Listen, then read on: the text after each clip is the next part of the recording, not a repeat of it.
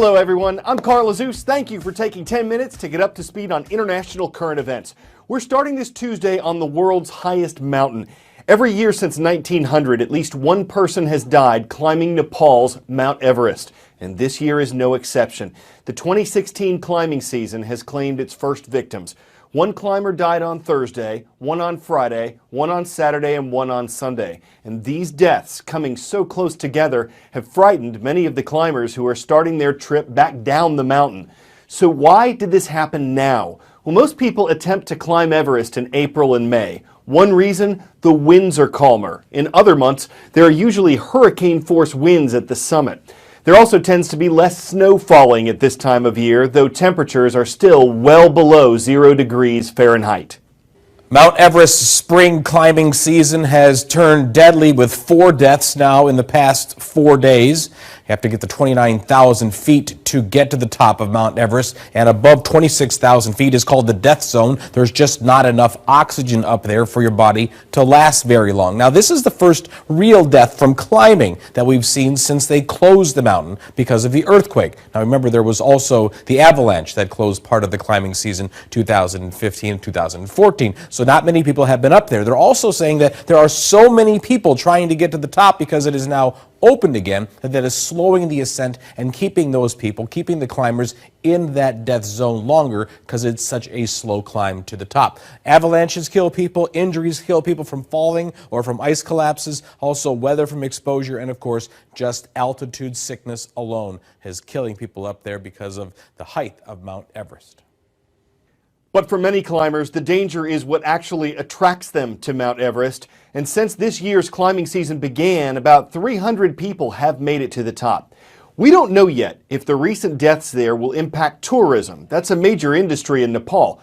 But tragedies can significantly impact the number of people who might want to visit a country. For example, in Egypt, another economy that benefits from tourism, visits were down by 40% early this year as compared to early 2015.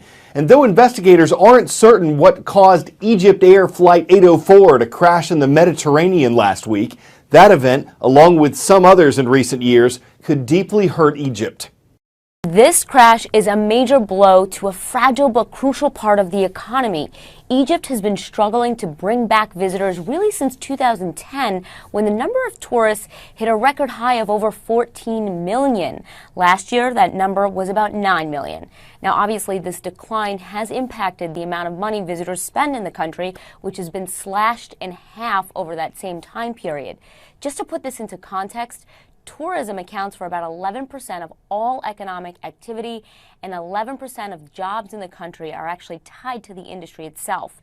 This decline in tourism started in 2011 with the revolution, the Arab Spring, and unrest after the coup that scared off a ton of people from visiting. But visitors were actually starting to return in 2015. In fact, the Washington Post even ran a headline on it. Then 2 incidents hurt the recovery. Terrorists brought down a Russian jet just after it took off from an Egyptian resort, and then a domestic Egypt Air flight was hijacked in March. These and other incidents are raising questions for tourists who have really been vacationing in this region for years. And for many of these countries, especially those along the Mediterranean, tourism is a crucial part of the economy. The World Health Organization, which is part of the United Nations, had an emergency meeting recently to discuss an outbreak of yellow fever. It started in the southern African nation of Angola last December. Since then, more than 2,400 people have been infected and 300 people have died from the disease. That makes this the worst outbreak of yellow fever in Angola in 30 years. But it has spread to other countries. There have been dozens of cases in the neighboring Democratic Republic of Congo and in nearby Uganda. So what health officials are doing is directing millions of vaccines to this region. They're hoping that'll help create a barrier against the spread of this disease. Yellow fever is a disease caused by a virus that can make you guessed it, turn yellow. The virus comes from the bite of a mosquito, and the yellow is because your liver starts to fail and you develop jaundice, a yellowing of the eyes and the skin. You'll also get fevers, chills, back pain, and generalized aching. From infection to illness, typically takes 3 to 6 days. Now, most people are going to improve after these initial symptoms. However, about 15% will develop a more severe form of the disease. There is no treatment or cure for yellow fever. Doctors are going to work to alleviate symptoms, prescribing rest, fluids, medications. The best way to avoid yellow fever is to get vaccinated, especially if traveling to Africa, South America. Use insect repellent, wear thick long-sleeve clothing, and sleep in a screened-in or air-conditioned room as much as possible. Since the Vietnam War, the U.S. has banned the sale of American military weapons to the communist country of Vietnam. But yesterday, while on a trip there, President Obama removed that ban. He says it's part of the work to normalize relations between America and Vietnam, and that includes more military cooperation. Critics say President Obama should have waited until Vietnam improves its human rights record before lifting the ban. A Human Rights Watch official says the president gave the Asian country a reward it did not deserve. But international experts say this isn't just about Vietnam and the U.S. They say China factors in. It's involved in an international dispute over what country controls territory in the South China Sea. Some U.S. officials see Vietnam as a balance to China's influence in the region. From coast to coast and across the sea, it's time for the CNN Student News Roll Call. We're starting in Spokane, Washington. Why? Because the Pirates are there at John R. Rogers High School. Next to the eastern U.S. city of Westminster, South Carolina. Great to see everyone at Cherokee Creek Boys School watching today. And jumping over the Atlantic, we land in Toulouse, France, where we're visiting our viewers at Bellevue Middle School. When you walk through a spider web, you're probably more concerned about whether anything was on it at the time than you are impressed by the relative strength of the structure. But a professor at Oxford University believes that spider silk may help in fixing damaged nerves in humans and regenerating joints. For this professor, the webs that arachnids weave hold hope for a new silk age with advances in science and medicine. I'm Fritz Wohlrath. I work on spiders and spider webs and spider silks and on silkworm silks. Spider webs are a really, really interesting structure. For a human comparison, it would be like if you could make a net the size of a football field where you sit in the center and the net could catch the equivalent of a jumbo jet.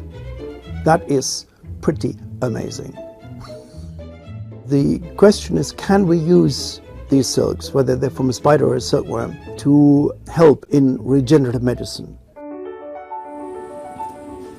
There's a lot of interest in the medical community in silks as for tissue culture, growing replacement body parts, potentially like ears, where they're using collagen, maybe for 3D printing things. We can fix a nerve that's been crushed. We can connect the two ends with a sheath that's filled with spider silk. And the nerves will grow along these spider silk threads and connect, and then the person can move the arm again. And now we're in human trials with some of these implants, and they seem to work very well. I don't see at this stage anything that would be off limits.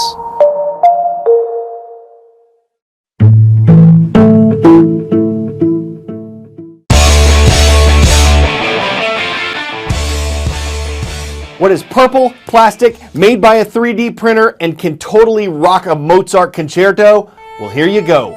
Now, to be fair, this is not a Stradivarius. The girl playing it says it has a more muted sound than a wooden violin, and that there are limits to its pitch. Still, considering that it was created by a high school senior who is studying sound waves for a physics class, we're thinking her grade is somewhere in the key of A. The story certainly lends itself to puns. You could say it was worth the trouble, that with musicians and inventors alike, it resonates. We could string you along for days on Stradivarius word plays, but before you tune us out, we'll just take a boat. CNN Student News will be on the air through next Friday, June 3rd. After that, our summer break begins.